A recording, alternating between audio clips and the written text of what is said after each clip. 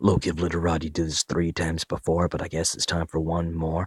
Even the score. Sometimes I can't sleep at night unless I release some more lore. That's my steez. What's it for? I guess I just adore.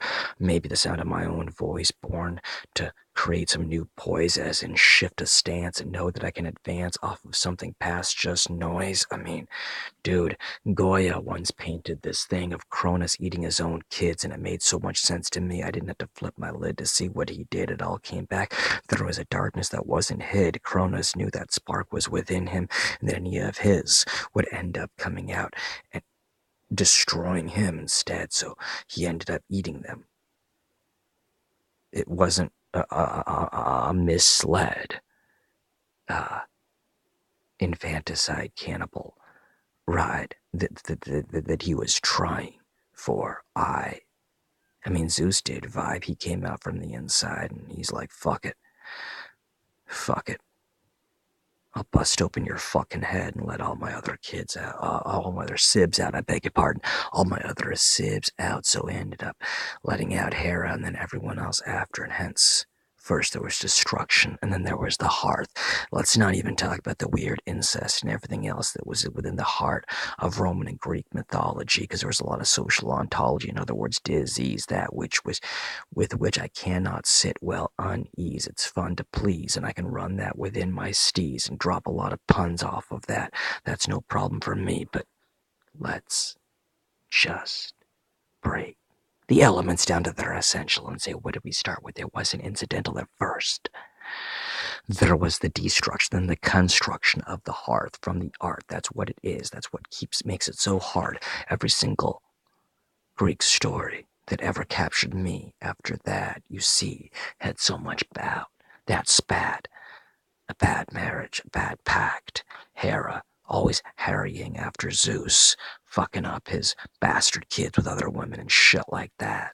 I always saw some kind of social statements behind such, but that's just hard. A lot of people express things in different ways, but in the essential, first there's destruction, there's the recreation of the hearth.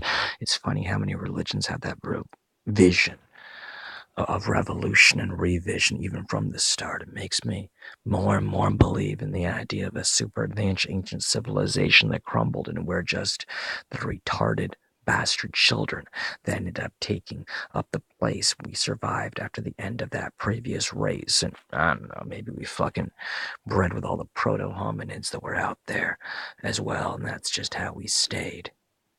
I mean,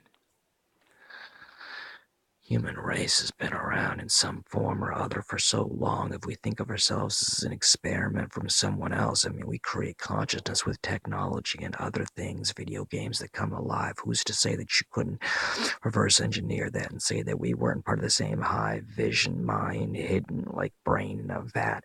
We're all just a bunch of fucking electronic children, just a bunch of programs that don't know where we're fitting. So all the originality in which we're spitting is just, well, it's not free will or destiny we're given, but a choice from one of God's infinite decisions, as Immortal Technique recently had spitting. But if you think of it in the brain in the vat example, with not infinite choices, but simply more different noises than we could ever end up seeing in one panoramic scan, we could only hold so many thousands of ideas in one hand. And I stretch my mind every day. I am as I am, but I am only a human. We're just so short scanned with our short attention span. All you would essentially need to fool a program, in other words, into thinking that it was human, is to produce simply more options than that program can hold in one view. Then they think they got free will. I mean, that's not just fucking empty noise either. I mean, anyone who's listening to this, check out Paradox of Choice. It's this concept that's illustrated within this botany of Desire documentary I watched recently. Anyways, blah blah blah, whatever. Fucking information overload. So that's what's on down a lonely road when there's too many options popping, and we end up lost and we don't know really what's there for. But I'm just doing this mostly because I'm hungry. So this is rhyme number 4. Late at night, I let it escape just right. I don't know why I fucking ramble so much, but I sometimes I gotta untangle shit before it gets too uptight, you know. Ugh. Whatever. Huddled close.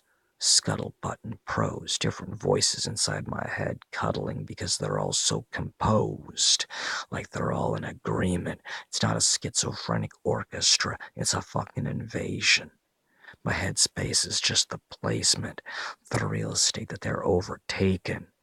So, while I may end up delivering some stunning puns and blather about having a silver tongue, that shit's just some arrogant spit that I say because I'm making fun of myself because I feel numb and dumb for what runs inside is so different from what comes out, from what anyone might hear. So I'm always devout to make it a more clear, make it a more distilled. Anything between my two ears is so distinctly different from within the schizophrenic orchestra that enforces it all so raw.